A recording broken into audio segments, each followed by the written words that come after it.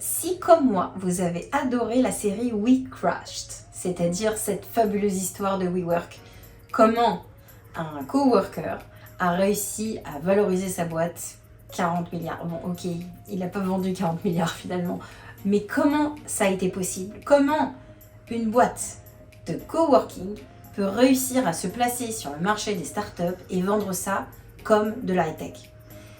La réponse, c'est le purpose, la mission. WeWork est arrivé en disant je vais pas vous vendre un espace agile, flexible, un jour par semaine, pas du tout. Ils sont arrivés en disant on va élever les consciences, changer la façon de voir le monde, vivre avec meaning, avec une mission de vie, d'accord, avoir tous les aspects, être plus heureux du coup parce que je vis de cette manière-là.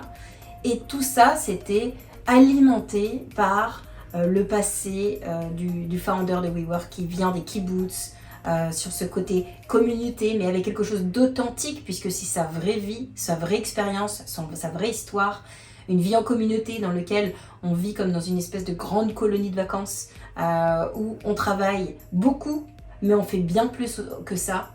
On rencontre des gens, on vit ensemble des choses extraordinaires.